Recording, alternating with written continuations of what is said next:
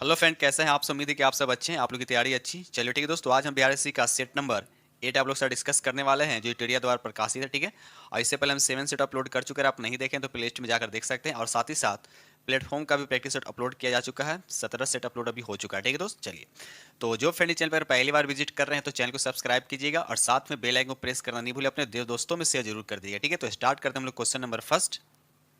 चलिए रहा question number आपका फर्स्ट जो स्क्रीन पे दिख रहा है। क्वेश्चन नंबर फर्स्ट कहता है कि संविधान सभा के गठन में प्रांतों का प्रतिनिधित्व करने वाले सदस्यों का निर्वाचन किया गया है, तो बताइए इसका राइट आंसर क्या होगा। तो यहाँ पर राइट आंसर आपका सी हो जाएगा, प्रांतों के विधानसभा द्वारा निर्वाचित, इसका राइट आंसर हो जाएगा। ठीक है, चलिए आगे बढ़ते हम लोग अगले प्रश्न की तरफ। चलिए रहा आपका क्वेश्चन नंबर यहाँ पे 2। क्वेश्चन नंबर यहाँ पे 2 कहता है विश्व में सर्वप्रथम लिखित संविधान का प्रारंभ किस देश में हुआ था बताना है। तो यहाँ पर राइट आंसर आपका डी हो जाएगा, अमेरिका का संविधान। याद रखिए, अमेरिका का संविधान जो है विश्व में प्रथम लिखित संविधान था। ठीक है, क्वेश्चन नंबर यहाँ पे 3 कहता है कि 73वें संविधान संशोधन कब लागू हुआ। तो यहाँ पर राइट आंसर आपका सी हो जाएगा, 24 अप्रैल 1993 को 73वां संविधान संशोधन लागू किया। ये और ये किससे संबंधित है? तो पंचायती राज व्यवस्था से संबंधित है, इसलिए हर साल जो है 25 अप्रैल को पंचायती राज दिवस के रूप में मनाया जाता है। ये रहा अगला प्रश्न, क्वेश्चन नंबर यहाँ पे 4 कहता है, देखिए यहाँ दीव लिखा हुआ, द्विव स्तरीय पंचायती राज व्यवस्था की सिफारिश किस समिति ने की थी। तो याद रखिएगा यहाँ पर राइट आंसर आपका सी हो जाएगा, अशोक मेहता समिति। याद रखिए अशोक मेहता समिति यार कब सुझाव दिया था? तो 1977 में। अब एक यहाँ बलवंत राय मेहता समिति, ये त्रिस्तरीय से, याद रखिएगा त्रिस्तरीय से। ठीक है, तो ये सब फैक्ट याद रखिएगा। चलिए आगे बढ़ते हम लोग अगले प्रश्न की तरफ। क्वेश्चन नंबर यहाँ पर 5 कहता है मैथिली भाषा को भारतीय संविधान की 8वीं सूची में किस संविधान संशोधन के माध्यम से जोड़ा गया है। तो बताइए इसका राइट आंसर क्या होता है। राइट आंसर आपका 2 बी हो जाएगा, यानी 92वें संविधान संशोधन कब हुआ था? तो 1993 में। याद रखिए इसमें 4 भाषा को जोड़ा गया था, इसमें 4 भाषा को जोड़ा गया था, यानी मैथिली के साथ साथ और बोडो भी था, डोगरी भी था और संथाली भी था। तो याद रखिएगा अभी वर्तमान में भारतीय संविधान में 22 भाषाएं, याद रखिएगा। क्वेश्चन नंबर यहाँ पे 6 कहता है राज्य विधान परिषद में कितने सदस्य का नामांकन राज्यपाल द्वारा किया जाता है। तो यहाँ पर राइट आंसर आपका बी हो जाएगा, 1/6 सदस्यों का नामांकन जो है राज्यपाल के द्वारा किया जाता है। ठीक है, चलिए क्वेश्चन नंबर यहाँ पे 7 कहता है निम्नलिखित में से कौन सा भारतीय भारतवर्ष को एक धर्मनिरपेक्ष राज्य के रूप में वर्णित करता है। तो यहाँ पर राइट आंसर आपका डी हो जाएगा, संविधान की प्रस्तावना। याद रखिए संविधान की प्रस्तावना, इसका राइट आंसर हो जाएगा। क्वेश्चन नंबर यहाँ पे 8 कहता है केंद्र शासित प्रदेश के मुख्यमंत्री जहाँ पर इस तरह का प्रावधान है किसके द्वारा नियुक्त किए जाते हैं। याद रखिए केंद्र शासित प्रदेश में अगर मुख्यमंत्री होता तो उसकी नियुक्ति जो है राष्ट्रपति के द्वारा किया जाता, बाकी राज्य के मुख्यमंत्री की नियुक्ति राज्यपाल के द्वारा किया जाता। यहाँ पर राइट आंसर आपका ए हो जाए, राष्ट्रपति इसका राइट आंसर हो जाएगा। ठीक है, चलिए क्वेश्चन नंबर यहाँ पे 9 कहता है अशोक के काल में पाटलिपुत्र निम्नलिखित में से किस प्रांत की राजधानी थी। तो यहाँ पर राइट आंसर आपका डी हो जाएगा, प्राची प्रांत की राजधानी थी। याद रखिए और अशोक जो अपने साम्राज्य को 5 प्रांतों में विभक्त किया था, यह फैक्ट याद रखिएगा। चलिए क्वेश्चन नंबर यहाँ पे 10 कहता है कि सिंधु सभ्यता के किस स्थान से स्वास्तिक चिन्ह मिलता है।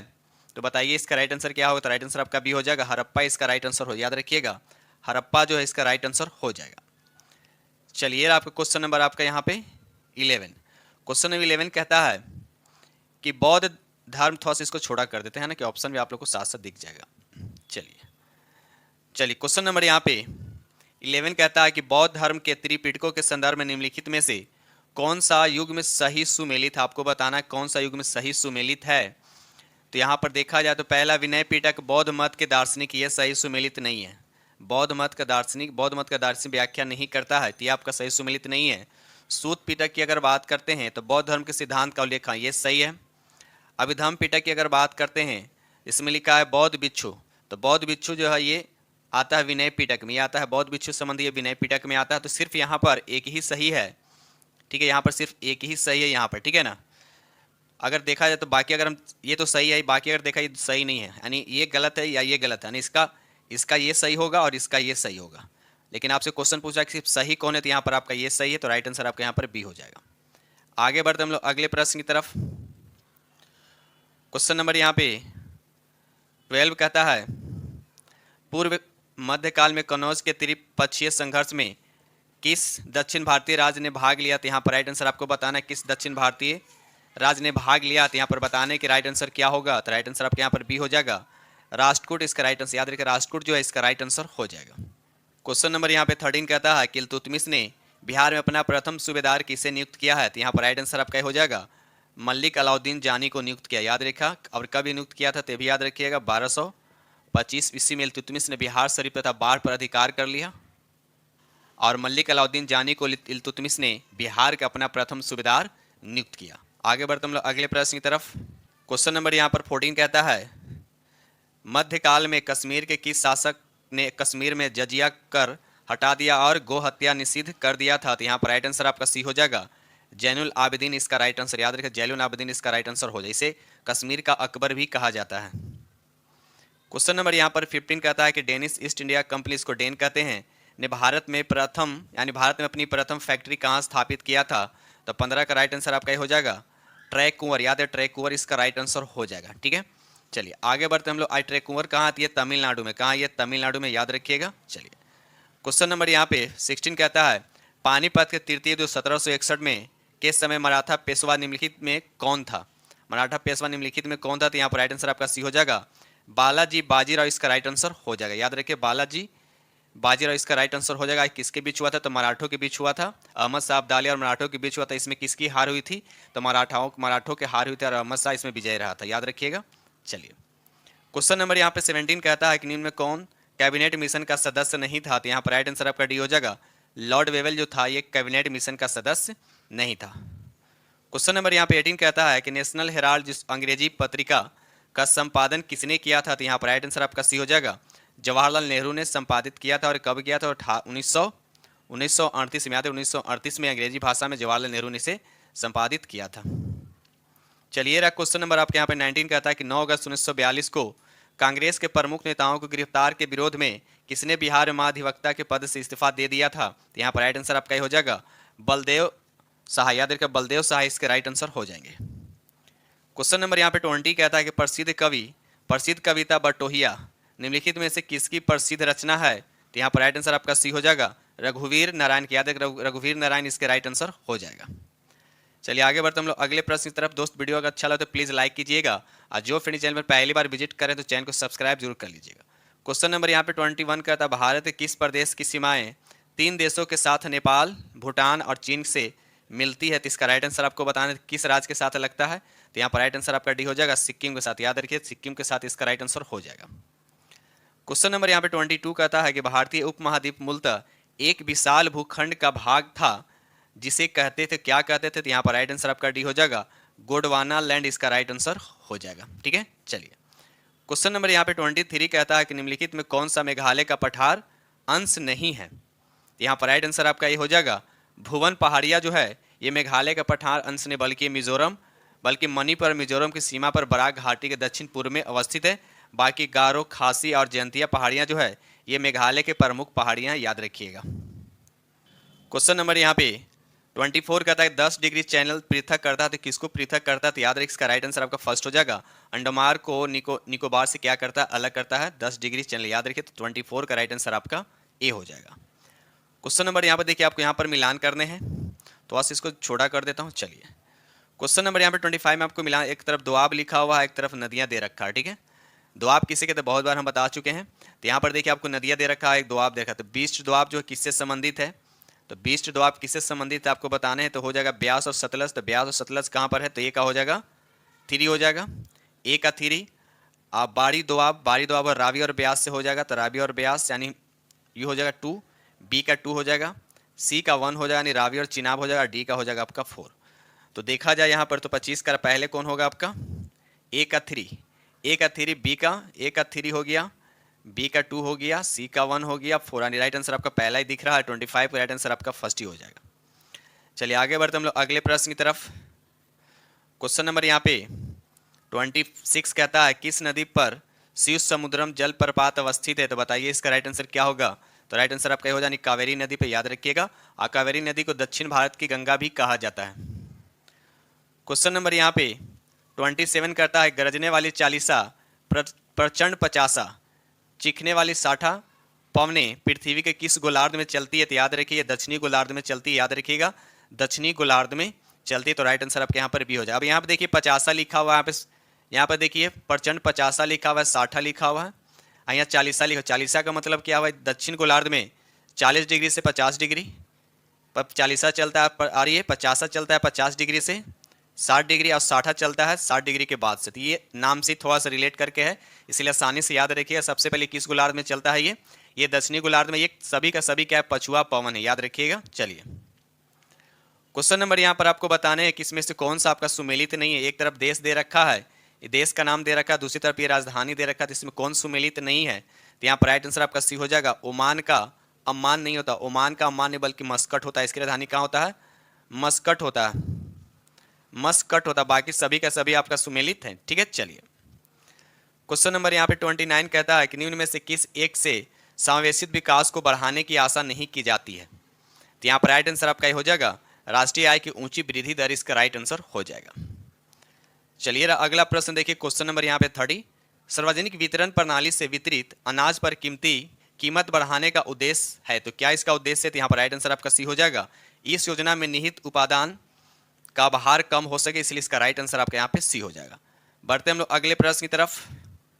क्वेश्चन नंबर यहाँ पे 31 कहता है राष्ट्रीय स्तर पर कृषि विपणन सहकारिताओं का शीर्ष संगठन है, तो बताना कौन है। तो यहाँ पर राइट आंसर आपका भी हो जाएगा नेफेड, इसका राइट आंसर हो। याद रखिए नेफेड जो है इसका राइट आंसर हो जाएगा। इसकी स्थापना की बात किया तो इसका स्थापना हुआ था 2 अक्टूबर 1958 ईस्वी को, याद रखिएगा। चलिए क्वेश्चन नंबर यहाँ पे 32 का था विकास केंद्र उपागम किस योजना के अंतर्गत अपनाया गया था। तो यहाँ पर राइट आंसर आपका डी हो जाएगा चतुर पंचवर्षीय योजना के दौरान इसको अपनाया गया था। चलिए क्वेश्चन नंबर यहाँ 33 का था निम्नलिखित तरल परिसंपत्तियों पर विचार कीजिए। बताना इसको घटते क्रम में आपको लिखने बताइए सबसे पहले कौन आएगा। तो यहाँ पर देखा जाए तो करेंसी सबसे पहले आएगा और बैंक के पास सावधियाँ जमा सबसे लास्ट में होगा। तो 4 पहले और 2 लास्ट में, तो एक ही ऑप्शन यहाँ पर दिख रहा है, डी दिख रहा है कि 4 पहले और 2 लास्ट में, तो बाकी सभी आपका सही होगा, इसलिए इसका राइट आंसर आपका यहाँ पे डी हो जाएगा, ठीक है। चलिए आगे बढ़ते हम लोग अगले प्रश्न की तरफ। चलिए अगला प्रश्न क्वेश्चन नंबर यहाँ पे 34 का था निम्नलिखित में कौन एक जैविक अनुक्रम की प्रायावस्था का सही क्रम है, ये आपको बताना है। तो बताइए यहाँ पर 34 का राइट आंसर क्या होगा। तो पहले क्या होगा, नग्नीकरण, उसके बाद प्रवास, उसके बाद स्थापन, उसके बाद प्रतिक्रिया, उसके बाद स्थितिकरण। तो राइट आंसर आपका यहाँ पर ए हो जाएगा, ठीक है। चलिए आगे बढ़ते हम लोग अगले प्रश्न की तरफ। क्वेश्चन नंबर यहाँ पे 35 कहता है कि जैव विविधता के नाश का कारण क्या था, ये बताइए इसका राइट आंसर क्या होगा। तो जीवों को प्राकृतिक आवास की कमी, पर्यावरणीय प्रदूषण, ये भी सही है, वनों का नाश, यानी राइट आंसर आपके यहाँ पे डी हो जाएगा। क्वेश्चन नंबर यहाँ पे 36 कहता है कि प्रहरी ऐप को किस मंत्रालय द्वारा जारी किया गया। तो यहाँ पर राइट आंसर आपका हो जाएगा इसे गृह मंत्रालय द्वारा इसे जारी किया गया। इस ऐप के माध्यम से एसएसबी जो है जवान अपने मोबाइल पर व्यक्तिगत जानकारी, आवास और अवकाश संबंधी जानकारी प्राप्त कर सकते हैं। क्वेश्चन नंबर यहाँ पे 37 कहता है कि ग्लोबल फायर इंडेक्स 2023 में भारत का स्थान कौन सा था। भारत का स्थान चौथा, और पहला स्थान पर कौन है। तो अमेरिका, याद रखिएगा पहला स्थान पर कौन है, अमेरिका। तो आपसे पूछा भारत कौन से स्थान पे, तो चौथे स्थान पे है। क्वेश्चन नंबर यहाँ पे 38 कहता है कि 10 तिलिक 2023 सैन्य अभ्यास आयोजन कहाँ किया गया। आपसे पूछा गया कहाँ किया गया है। तो 38 का राइट आंसर आपका हो जाएगा ये उत्तराखंड में, याद रखिए उत्तराखंड में किया गया। और किन कौन कौन देशों के बीच, तो भारत और उज्बेकिस्तानों के बीच थल सेना अभ्यास का आयोजन किया गया था। क्वेश्चन नंबर यहाँ पे 39 कहता है केंद्रीय सतर्कता आयोग यानी सीबीसी के नए अध्यक्ष कौन बने हैं। तो यहाँ पर राइट आंसर आपका बी हो जाए प्रवीण कुमार श्रीवास्तव जो है इसका राइट आंसर हो जाएगा। अगर हम केंद्रीय सतर्कता आयोग की बात करते हैं, इसकी स्थापना की बात करते हैं, तो इसकी स्थापना 1964 में हुआ था। क्वेश्चन नंबर यहाँ पे 40 कहता है कि भारतीय वन स्थिति रिपोर्ट 2021 के अनुसार 2019 की तुलना में कितनी किलोमीटर वन आवरण में वृद्धि हुआ है। तो यहाँ पर राइट आंसर आपका हो जाएगा 1540 वर्ग किलोमीटर, इसका राइट आंसर हो जाएगा। क्वेश्चन नंबर यहाँ पर 41 कहता है कि 32वां बिहारी पुरस्कार से किसे सम्मानित किया गया। तो यहाँ पर राइट आंसर आपका भी हो जाएगा माधव हाडा को, याद रखिए माधव हाडा को पुरस्कृत किया, यानी सम्मानित किया गया। तो यानी यह पुरस्कार किस लिए मिला था, किस कृति के लिए में, तो पंचरंग चोल पहर सखी रेखलीन को दिया गया था।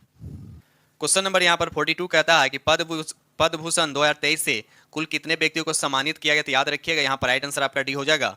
आपसे पूछा जाए कि 2023 में कुल कितने पद्म पुरस्कार दिए गए थे। तो याद रखिए 106 दिए गए थे, जिसमें पद्म विभूषण में कितना था, 6 था, और भूषण में कितना था, 9, और पद्मश्री में कितना दिया गया था, तो 91, याद रखिएगा टोटल 106। चलिए आगे बढ़ते हम लोग। क्वेश्चन नंबर यहाँ पर 43 कहता है अंतर्राष्ट्रीय आयुर्वेद सम्मेलन 2023 का आयोजन कहाँ किया गया है। तो यहाँ पर राइट आंसर आपका हो जाएगा हरिद्वार में, याद रखिएगा हरिद्वार में इसका आयोजन किया गया। इस आयोजन का विषय क्या था, तो पशु चिकित्सा और आयुर्वेद, याद रखिएगा। दोस्त सेशन को लाइक कीजिए, आप लोग लाइक नहीं करते हैं, और चैनल को सब्सक्राइब नहीं करते प्लीज सब्सक्राइब कीजिए, और अपने दोस्तों में शेयर जरूर कीजिएगा। क्वेश्चन नंबर यहाँ पर 44 का था प्रथम महिला प्रीमियर लीग जिसको WPL 2023 में ऑरेंज कैप का खिताब किसने जीता है? तो यहाँ पर राइट आंसर आपका बी हो जाएगा, मेग लेंगी। याद रखिए मेग लेंगी ने जीता है।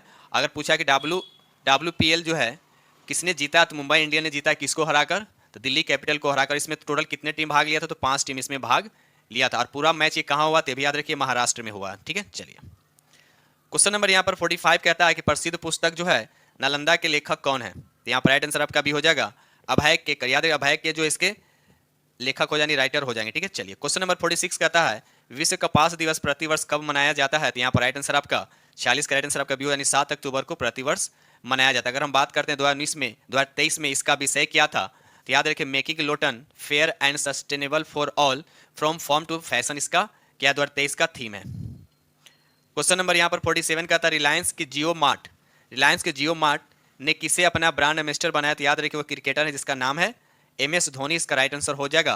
अगर जियो मार्ट का CEO पूछेगा किसका CEO कौन है, इसका CEO कौन है, तो याद रखिएगा संदीप विरंगती जो है अभी जियो मार्ट के क्या है? CEO है। आगे बढ़ते हैं हम लोग।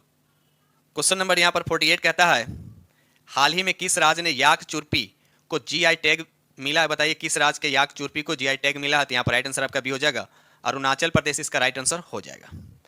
क्वेश्चन नंबर यहाँ पर 49 कहता है कि सूर्य सरोवर पक्षी विहार कहाँ स्थित है? तो इसका राइट आंसर आपका डी हो जाएगा। ये आगरा में कहाँ स्थित है? ये आगरा में स्थित है। चलिए आगे बढ़ते हैं हम लोग। क्वेश्चन नंबर यहाँ पर 50 कहता है कि इनमें कौन सी नदी गंगा में उत्तर दिशा में आकर मिलने वाली नदी है? क्या लिखा हुआ है? इनमें कौन सी नदी गंगा में उत्तर दिशा में आकर मिलने वाली नदी आपसे पूछा जाता है। यहाँ पर राइट आंसर आपका बी हो जाएगा कोसी, बूढ़ी, गंडक, ये सब याद रखिएगा। ठीक है, अगर वही पूछा कि दक्षिण से आकर मिलने वाली नदी कौन सा है, तो कर्मनाशा, सोन हो गया, पुनपुना और फल्गु, याद रखिएगा। चलिए यहाँ से अब साइंस से स्टार्ट हो रहे हैं। क्वेश्चन नंबर यहाँ पर 51 कहता है निम्नलिखित में से ऐसे सामग्री का चयन करें जो जल में पूरी तरह से घुलनशील है। तो यहाँ पर राइट आंसर आपका पहला ही होगा, यानी फिटकरी इसका राइट आंसर हो जाएगा। क्वेश्चन नंबर यहाँ पे 52 कहता है निम्न में किस द्रव में लोहे की कील रखे जाने पर वो अपनी चमक खो देता और सुस्त दिखाई देने लगेगा? तो यहाँ पर राइट आंसर आपका ए हो जाएगा शीतल पेय पदार्थ में रखने से, इसका राइट आंसर आपका ए हो जाएगा। क्वेश्चन नंबर यहाँ पर 53 कहता है कि सिंथेटिक फाइबर को कहा जाता है, सिंथेटिक फाइबर को क्या कहा जाता है? तो यहाँ पर राइट आंसर आपका भी हो जाएगा मानव निर्मित फाइबर का, याद रखिए मानव निर्मित फाइबर कहा जाता है। चलिए क्वेश्चन नंबर यहाँ पर 54 कहता है प्लास्टर ऑफ पेरिस रसायन रूप से क्या कहलाता है? प्लास्टर ऑफ पेरिस को रासायनिक नाम इसका क्या? यहाँ पर राइट आंसर आपका सी हो जाएगा कैल्शियम सल्फेट हेमीहाइड्रेट, याद रखिएगा कैल्शियम सल्फेट हेमीहाइड, इसका फॉर्मूला था CaSO4 होता है, और उसके बाद डॉट देते हैं यहाँ पर, और उसके बाद हाफ वाटर, यानी हाफ वाटर होता है, इसी को बोलते हैं हेमीहाइड्रेट, याद रखिएगा। चलिए क्वेश्चन नंबर यहाँ पर 55 कहता है रासायनिक परिवर्तन का एक उदाहरण बिल्कुल इजी प्रश्न है। तो यहाँ पर राइट आंसर आपका भी हो जाएगा पानी में सोडियम का गिरना, इसका राइट आंसर हो जाएगा। सोडियम को केरोसिन तेल में रखा जाता है, भी याद रखिए। साथ साथ पोटासियम को इसलिए रखा जाता है, केरोसिन में क्या होता है? ऑक्सीजन नहीं होता, इसीलिए केरोसिन में इसको रखा जाता है। क्वेश्चन नंबर यहाँ पर 56 कहता है कि मिश्र धातु में किस पदार्थ के संयोग से निष्कलंक इस्पात यानी स्टेनलेस स्टील अचुंबकीय हो जाते हैं? तो यहाँ पर राइट आंसर आपका बी हो जाएगा, यानी 56 का राइट आंसर आपका यहाँ पर बी, यानी निकल मिलाने से, याद रखिएगा। लेकिन इसके हमको हार्डनेस को बढ़ाना रहता है। अगर हार्डनेस बढ़ाना है तो इसमें क्या मिलाएंगे? कार्बन की मात्रा मिलाई जाती है, जिससे क्या होता है? हार्डनेस क्या होता है? बढ़ जाता है। ठीक है, चलिए आगे बढ़ते हम लोग अगले प्रश्न की तरफ। क्वेश्चन नंबर यहाँ पे 57 कहता है कि मिट्टी के तेल में किस धातु का भंडारण होता है? तो बताइए इसका राइट आंसर क्या होगा? अभी थोड़ा देर पहले हमने बोला कि मिट्टी के तेल में किसका और किसको रखा जाता है, तो पोटासियम को रखा जाता है और सोडियम को रखा जाता है। तो यहाँ पर सोडियम ऑप्शन में दे रखा है, तो राइट आंसर आपका ए हो जाएगा। क्वेश्चन नंबर यहाँ 58 कहता है कि निम्नलिखित में से किसमें प्रोटॉन की संख्या समान है? बताइए। तो समान जिसमें प्रोटॉन की संख्या का मतलब क्या? परमाणु संख्या समान, तो उसको क्या बोलते हैं? आइसोटोप बोलते हैं। क्या बोलते हैं उसको? हम आइसोटोप बोलते हैं। इसमें परमाणु संख्या समान होता है और द्रव्यमान संख्या क्या होता है? अलग अलग होता है। तो याद रखिए, यहाँ पर राइट आंसर आपका बी। जैसे हाइड्रोजन है, हाइड्रोनिक साथ साथ हाइड्रोजन कितने समस्थानिक होता है? आइसोटोप होता है 3 होता है। और हाइड्रोनिक ऐसा तत्व इसके 3 समस्थानिक होते हैं, या तीनों का नाम क्या होता है? अलग अलग होता है, याद रखिएगा। चलिए क्वेश्चन नंबर यहाँ पे 59 कहता है निम्नलिखित परमाणु मॉडल को उनके काल अनुक्रमिक के क्रम में व्यवस्थित करना है। तो आपको बताने हैं रदरफोर्ड परमाणु मॉडल, उसका थॉमसन परमाणु मॉडल, उसका बोर परमाणु मॉडल। बताइए इसमें पहले कौन होगा? तो सबसे पहले थॉमसन परमाणु मॉडल 2 पहले होगा, और बोर परमाणु मॉडल लास्ट में। 2 पहले और 3 लास्ट में, 2 पहले और 3 लास्ट में। तो यहाँ पर राइट आंसर आपका सी जा रहा है। ठीक है, चलिए क्वेश्चन नंबर यहाँ पे 60 कहता है कोशिकाओं में गैसीय विनिमय किसके द्वारा होता है? तो यहाँ पर राइट आंसर आपका बी हो जाएगा विसरण द्वारा, याद रखिए विसरण द्वारा इसका राइट आंसर हो जाएगा। ठीक है, और विसरण कैसी प्रक्रिया है? जिसमें याद रखिए विसरण एक ऐसी प्रक्रिया है जिसमें अणु उच्च सांद्रता से निम्न सांद्रता वाले क्षेत्र की ओर क्या करता है? गति करता है, उसी को हम बोलते हैं विसरण, यानी डिफ्यूजन इसको कहते हैं। क्वेश्चन नंबर यहाँ पर 62 कहता है कि समसूद इसको माइटोसिस कहते हैं। विभाजन के बाद बनने वाले संतति कोशिकाओं की संख्या कितना होता है? तो यहाँ पर राइट आंसर आपका 2 हो जाएगा, यानी बी का राइट आंसर, जिसमें 2 लिखा और राइट आंसर आपका बी हो जाएगा। चलिए क्वेश्चन नंबर यहाँ पे 62 कहता है ओजोन छिद्र का अर्थ क्या होता है, ये आपको बताना है कि ओजोन छिद्र का अर्थ क्या होता है, ये आपको बताना है। तो यहाँ पर राइट आंसर आपका बी हो जाएगा, यानी ओजोन की सांद्रता में कमी क्या होता है, ओजोन छिद्र कहलाता है। तो यहाँ पर राइट आंसर आपका बी हो जाएगा। ठीक है, चलिए आगे बढ़ते हैं हम लोग अगले प्रश्न की तरफ। क्वेश्चन नंबर यहाँ पे 63 कहता है निम्नलिखित में से कौन प्राथमिक ईंधन, आपसे पूछा जा रहा है कि इसमें कौन सा प्राथमिक ईंधन है। तो यहाँ पर राइट आंसर आपका डी हो जाएगा, यानी प्राकृतिक गैस जो है आपका क्या प्राथमिक ईंधन हो जाएगा। ठीक है, चलिए आगे बढ़ते हैं हम लोग अगले प्रश्न की तरफ। क्वेश्चन नंबर यहाँ पे 64 कहता है कार्बन डाइऑक्साइड को ग्रीन हाउस गैस कहा जाता है क्योंकि, आपको बताना इसको ग्रीन हाउस गैस क्यों कहा जाता है। इसकी राइट आंसर आपका सी हो जाएगा, सूर्य के प्रकाश के लिए पारदर्शी, लेकिन गर्मी के लिए क्या, गर्मी को क्या करता है, फंसाता है, यानी गर्मी को क्या करता है, या ट्रैप करता है। ठीक है, इसलिए इसका राइट आंसर आपका यहाँ पर क्या हो जाएगा, आपका सी हो जाएगा। क्वेश्चन नंबर यहाँ पे 65 कहता है शरीर में कौन सा हार्मोन स्राव पुरुषों के मूछ और दाढ़ी के विकास के लिए उत्तरदायी होता है। तो यहाँ पर राइट आंसर आपका डी हो जाएगा, टेस्टोस्टेरोन, याद रखिएगा। बाकी यहाँ पर प्रोजेस्टेरोन एस्ट्रोजन जो लिखा हुआ है ये महिला में होता है। ठीक है, और यहाँ पे टेस्टोस्टेरोन जो होता है ये क्या होता है, पुरुष का सेक्स हार्मोन इसको बोला जाता है, याद रखिएगा। चलिए क्वेश्चन नंबर यहाँ पे 66 कहता है निम्नलिखित में से कौन सा जीव विखंडन विधि द्वारा प्रजनन करता है। तो यहाँ पर राइट आंसर आपका भी हो जाएगा स्पाइरोगायरा, इसका राइट आंसर याद है स्पाइरोगायरा, जो इसका राइट आंसर हो जाएगा। क्वेश्चन नंबर यहाँ पर 67 कहता है कि समतल दर्पण में हमारे चेहरे की छवि बनती, तो आपको बताना है कैसा बनता है। तो याद रखिए समतल दर्पण में हमेशा जो है काल्पनिक प्रतिबिंब सीधा बनता है और वस्तु के जितना साइज का वस्तु रहेगा उतना साइज का बनेगा। तो यहाँ पर राइट आंसर आपका सी हो जाएगा। ठीक है, चलिए क्वेश्चन नंबर यहाँ पे 68 कहता है कि वस्तु से प्रकाश के गुजरने की घटना क्या कहलाता है। वस्तु से प्रकाश के गुजरने की घटना क्या कहलाता है। तो यहाँ पर राइट आंसर आपका बी हो जाएगा, उसको बोलते हैं रिफ्रैक्शन बोलते हैं। गुजरने की बात कर रहे हैं, लाइट पार होने की बात किया जा रहा है। तो यहाँ पर राइट आंसर आपका क्या हो जाएगा, बी हो जाएगा। ठीक है, चलिए आगे बढ़ते हैं हम लोग। क्वेश्चन नंबर यहाँ पर 69 कहता है कि फ्यूज तार का विशिष्ट प्रतिरोध होता है। फ्यूज जो तार होता है उसका विशिष्ट प्रतिरोध कितना होता है। तो याद रखिएगा फ्यूज के जो तार हम लोग लगाते हैं जनरली उसका प्रतिरोध क्या होना चाहिए, हाई होना चाहिए। क्या होना चाहिए, हाई होना चाहिए। तो राइट आंसर आपके यहाँ पर ए हो जाएगा। अब फ्यूज के तार जनरली मिश्र धातु का यूज किया जाता है। तो याद रखिए वहाँ जनरली एस एन यानी टीन और पीबी यानी सीसा और टीन का मिश्र धातु का उपयोग किया जाता है जनरली फ्यूज तार बनाने में, याद रखिएगा। चलिए क्वेश्चन नंबर यहाँ पे 70 कहता है कि त्वरण जो लिखा हुआ है इसका यूनिट बताना होता है क्या, मीटर पर सेकेंड स्क्वायर होता है। क्या होता है, मीटर पर सेकेंड स्क्वायर। तो यहाँ पर राइट आंसर आपका सी हो जाएगा। त्वरण क्या है, एक सदिश राशि, याद रखिए त्वरण क्या है, एक सदिश राशि है। क्वेश्चन नंबर यहाँ पर 71 कहता है निम्नलिखित में कौन सी आवृत्ति एक समान मनुष्य द्वारा सुना जा सकता है। तो आपको पता है कि 20 से 20,000 हर्ज होता है, 20 से 20,000 हर्ज होता है। इसके बीच में देखिए कौन सा है। तो यहाँ पर अगर देखिएगा तो यहाँ पर लिखा हुआ 10,000 लिखा हुआ देखिए। ठीक है, बाकी सब ज्यादा है, इसलिए यहाँ पर राइट आंसर आपका ए हो जाएगा। ठीक है ना, चलिए आगे बढ़ते हैं हम लोग।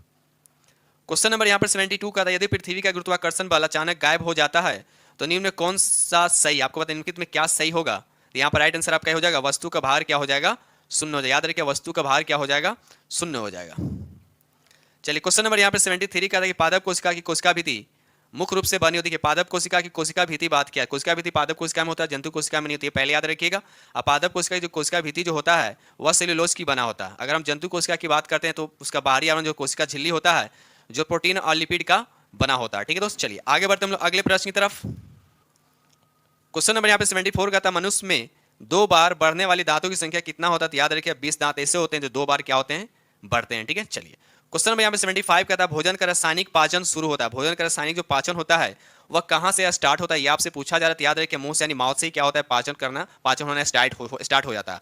अब मुंह में लाल ग्रंथियां होता है जो एमाइलेज नामक एंजाइम का स्रावित करता है और यह भोजन में क्या करता है, भोजन में जो मौजूद जो जटिल कार्बोहाइड्रेट होता है उसको वह सरल रूप में क्या करता है, परिवर्तित कर देता है। ठीक है, तो याद रखिएगा। तो इस तरह से हमने आप लोग के साथ 75 क्वेश्चन डिस्कस किया और उम्मीद करता हूँ कि सेट नंबर 8 आप लोग को बेहद पसंद आएगा। और जो फ्रेंड चैनल पर पहली बार विजिट कर रहे हैं तो प्लीज़ उनसे रिक्वेस्ट है इस चैनल को सब्सक्राइब कीजिए, अपने दोस्तों में शेयर जरूर कर दीजिएगा। ठीक है, तो मिलते हैं अगले वीडियो में, तब तक के लिए थैंक यू वेरी मच।